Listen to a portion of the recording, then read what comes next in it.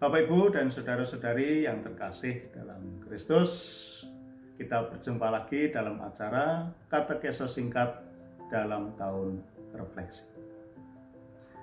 Pada kesempatan ini saya mau melanjutkan menjawab pertanyaan dari umat Stasi Keranggan. Pertanyaannya adalah mengenai air suci. Sebenarnya apa yang dimaksud dengan air suci ini? Apa fungsi dari air suci ini? Kalau di Gereja Santo Stanislaus Kostka, apakah kita bisa mendapatkannya?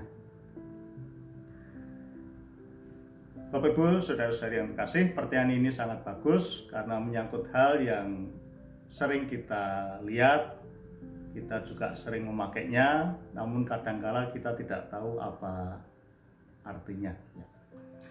Maka pertama-tama mari kita artikan air suci ini adalah air yang diberkati oleh imam secara khusus dengan memakai rumus berkat yang tertentu pula.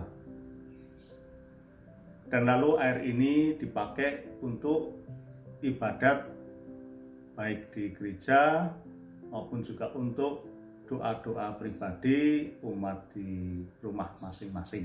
Jadi bukan air dari Lourdes, dari Sendang Sono, atau air dari Sumur Kitiran Kencono, atau air dari Palestina, bukan itu.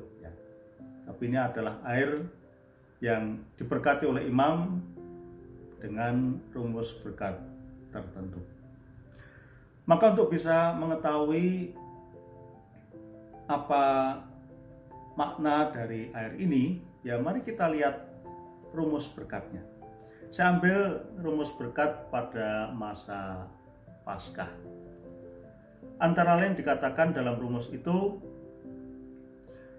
dan dengan air pula engkau membarui hidup kami yang rapuh, yaitu dengan air baptis yang melahirkan hidup baru. Oleh karena itu kami mohon semoga air ini mengingatkan kami akan pembaptisan yang telah kami terima.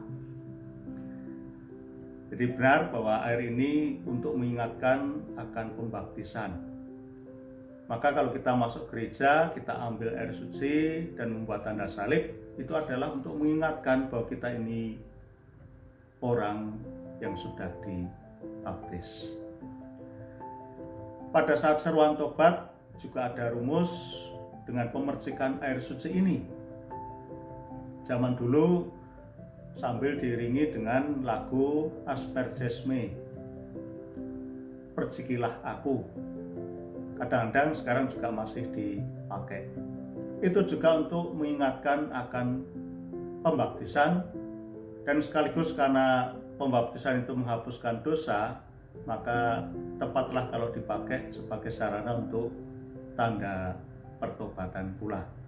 Maka salah satu bentuk seruan tobat adalah dengan pemercikan air suci ini. Dengan demikian jelas ya bahwa pertama adalah mengingatkan kita akan pembaptisan.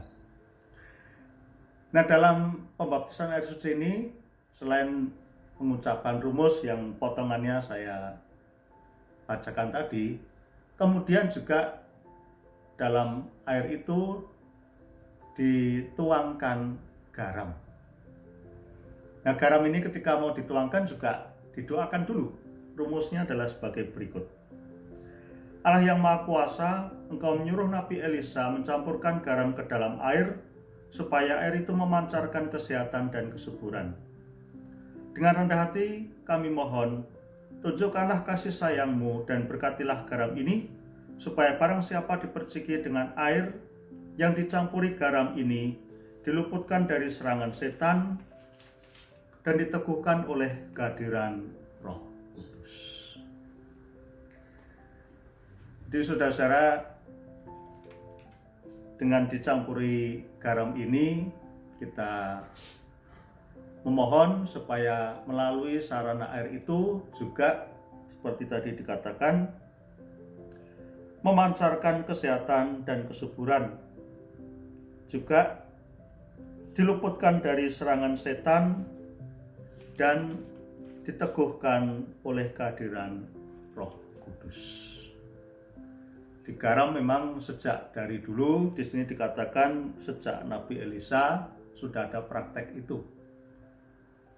Mencampurkan garam ke dalam air untuk tanda keselamatan, kesehatan, dan kesuburan, serta diluputkan dari serangan setan.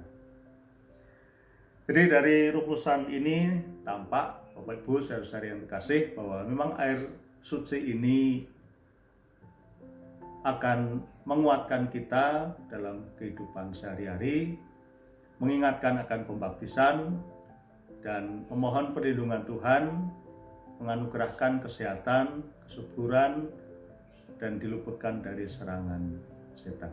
Semoga dengan demikian kita lebih tahu bagaimana kita bisa menggunakan air suci ini.